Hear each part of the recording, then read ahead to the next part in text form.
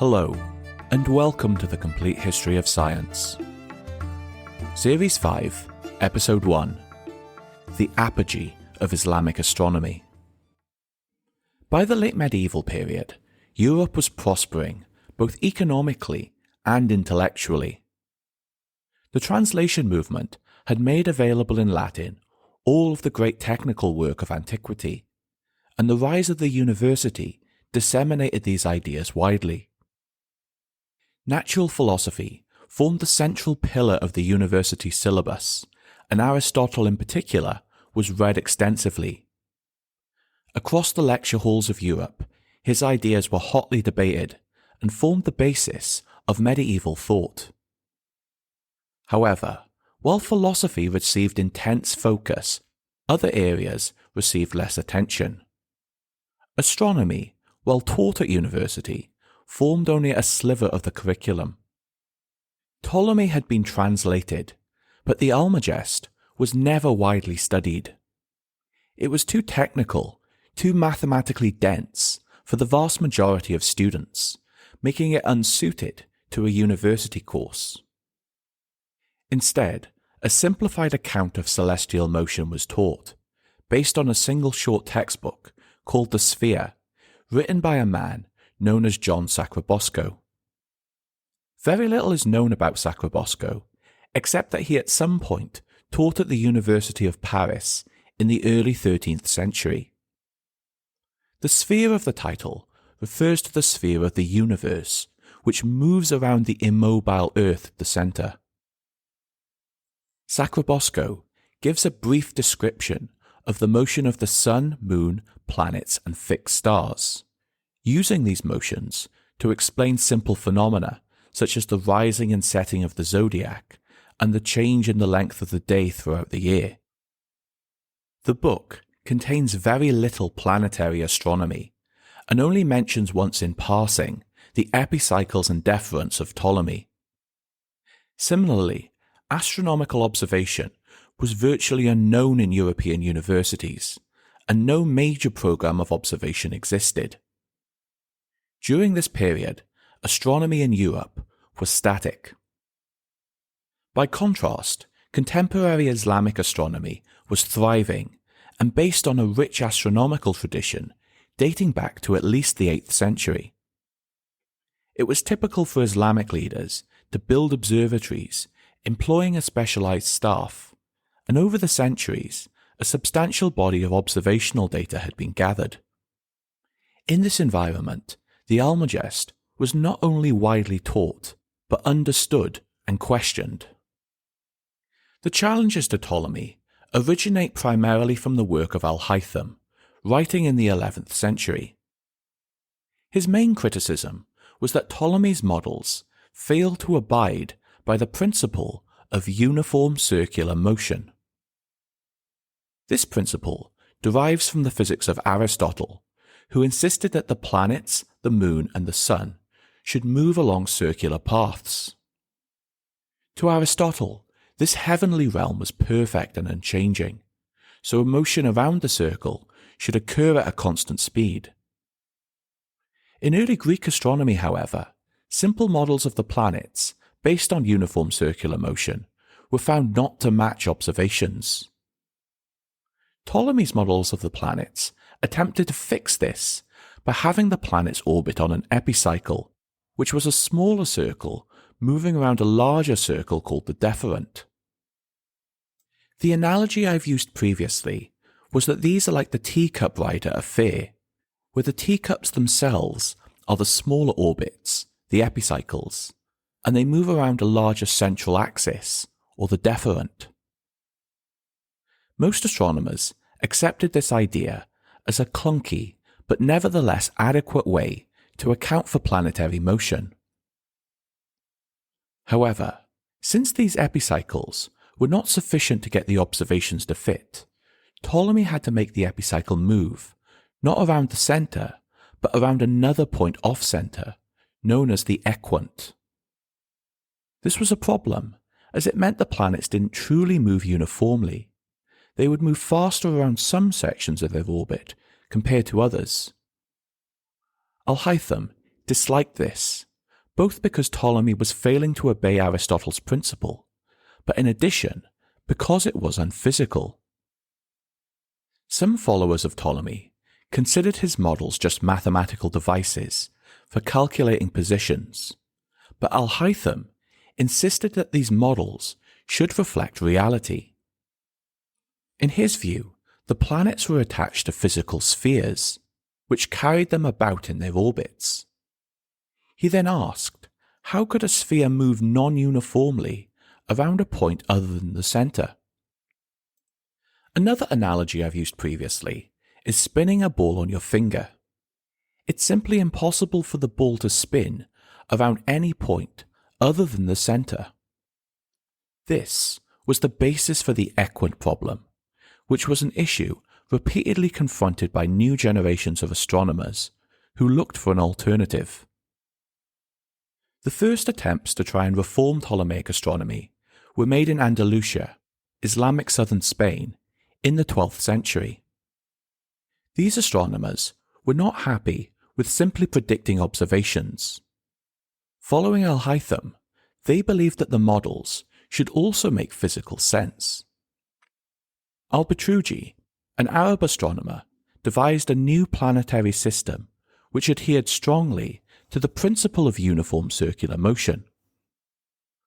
Al-Batruji in fact rejected all aspects of Ptolemy's astronomy, meaning not just the equant, but also the epicycles and deferents. A Jewish Andalusian philosopher, Maimonides, agreed with al-Batruji and similarly rejected epicycles on the basis that there's no way to make them work without the spheres of the various planets overlapping, something which is not possible if we consider them to be physical objects. Rather than the two-dimensional models of Ptolemy, al-Batruji imagined the planets attached to the surface of three-dimensional spheres. In his model, each sphere is centered on the Earth and its rotation carries the planet around. This system was never fully worked out and regardless would be incapable of predicting planetary motions to any reasonable degree of accuracy. It was not then a serious rival to Ptolemy, but demonstrates how Islamic astronomers had attached themselves to the belief that models were not merely tools for calculating, but must represent physical reality. While in Andalusia, astronomers were grappling with the philosophical problems of Ptolemy's system, in the East, observational astronomy was still strong. Previously, Baghdad had been the great centre of Middle Eastern astronomy. During the Islamic Golden Age in the 9th century, it thrived. But in 1258, it was under siege to a Mongol army led by Hulagu Khan, grandson of the great Khan Genghis. After 13 days of the siege, the Mongols broke through the city walls, sacking the city and destroying the great library. During the slaughter, perhaps as many as 1 million of Baghdad's inhabitants were killed.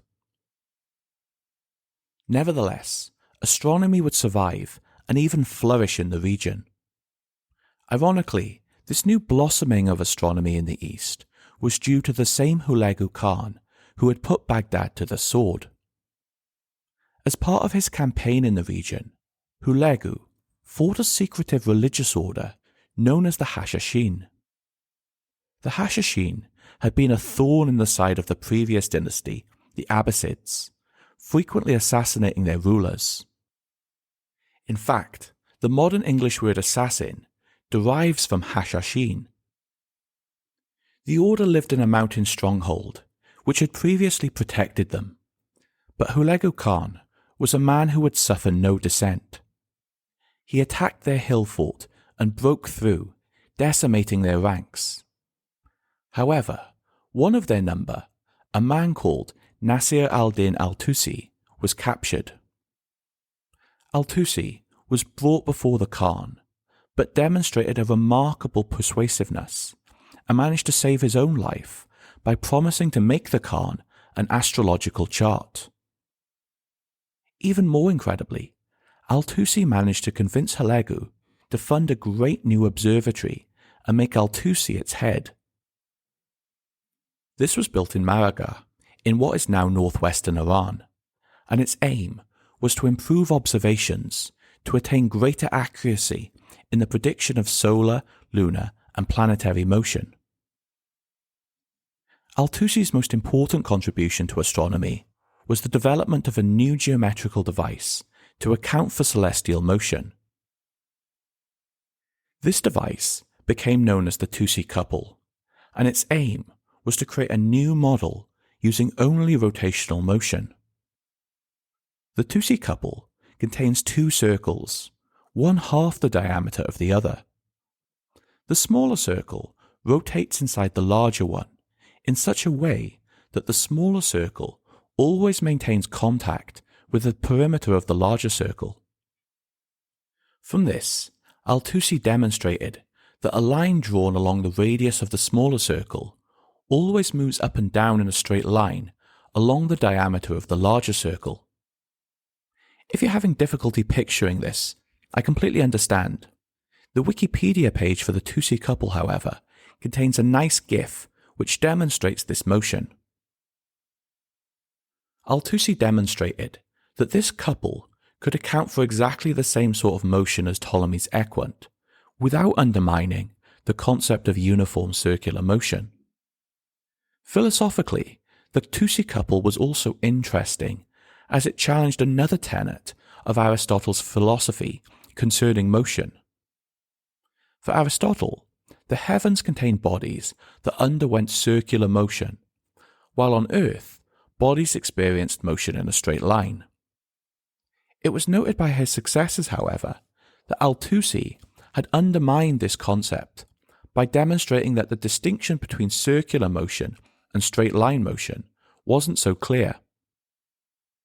Al-Tusi never tried to model observations in detail, but was still influential in later Islamic astronomy. These models were further developed in the Islamic world, culminating in the work of Ibn al-Shatir. Al-Shatir was born in Damascus in the early 14th century and became the religious timekeeper for the great Umayyad mosque. Astronomy had long been used in the Islamic world as a method of timekeeping, both to correctly determine prayer times, as well as determine the start of the holy month of Ramadan. However, al-Shatir possessed a knowledge of astronomy which went far beyond timekeeping. He was intimately familiar with the Almagest, as well as the critiques of his predecessors. In particular, he understood the physical and philosophical issues with the equant and set about finding an alternative. His solution was to add additional epicycles, which accounted for the deviations in the motion of the planets. In the original picture, planets moved around epicycles, which in turn moved around larger orbits called deferents. Al-Shatir was effectively adding another cycle on top of the epicycle, so that now there were 3 separate rotations for each planet. This epicycle-on-epicycle picture could be shown to be mathematically equivalent to the equant, alleviating the need for non-uniform motion. Arguably, this was just a mathematical trick, but most astronomers still considered it to be more satisfying and hence accepted it as the solution to the equant problem. The solution, in fact, went well beyond eliminating the equant and could be used to resolve other long-standing problems in ancient astronomy. For example, Ptolemy's lunar model implied that the diameter of the moon should appear twice as large at certain times of the month compared to others. This was clearly not borne out by observation, and so al-Shatir attempted to account for a more realistic variation in the lunar diameter. Fortunately, the same technique of adding additional epicycles allowed al-Shatir to eliminate the strange variations in size implicit in Ptolemy's models. Another observational question which al-Shatir solved was the problem of annular eclipses. These are solar eclipses where the sun is not entirely covered by the moon, and instead leaves a ring of light at the peak. According to Ptolemy, this should have been impossible, as he did not account for any variation in the apparent diameter of the Sun. However, an astronomer in the 9th century, known as al-Battani, had shown that this was not true, and through his measurement of the angular size of the Sun, predicted annular eclipses must be possible. Al-Shatir confirmed these measurements himself, and accounted for this by devising a new solar model. Al-Shatir's triumph was to work out in detail new models for the Sun, Moon and planets, which accounted for all of the deficiencies of Ptolemy. Many previous astronomers had shown the problems, but al-Shatir had far surpassed previous efforts to find a solution. Al-Shatir realized that adding additional epicycles was a flexible tool which allowed him to resolve all of the issues in the Almagest. However, while al-Shatir's success was undeniable, his work also marks the apogee of science in the Islamic world. No Muslim astronomers would again match his sophistication. His accomplishment was a double-edged sword, as solving the challenges of his predecessors meant there was little left for his successors to do. Astronomy in the East would not vanish, but would instead concentrate on taking finer and finer measurements without confronting new problems. There was some notable observational work which continued in the 15th century, for example, Ulugh Beg's observatory in Samarkand.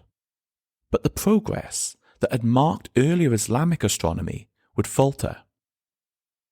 By the 15th century, Europe had virtually caught up, and as we shall see, by the 17th century, entirely eclipsed astronomy in the East. Nevertheless, the work of the great Muslim astronomers would be a key part of the new developments. The West inherited both centuries of observational data, as well as an awareness of the issues with Ptolemaic astronomy. In particular, the critiques of Al-Haytham and the Andalusian astronomers, who insisted on the physical reality of the models, influenced all of the great astronomers from Copernicus onwards. In episode 3, we'll turn to Copernicus and his new model of the cosmos. But not before we look at the rise of astronomy in Europe during the late Middle Ages and the Renaissance. I hope you'll join me then.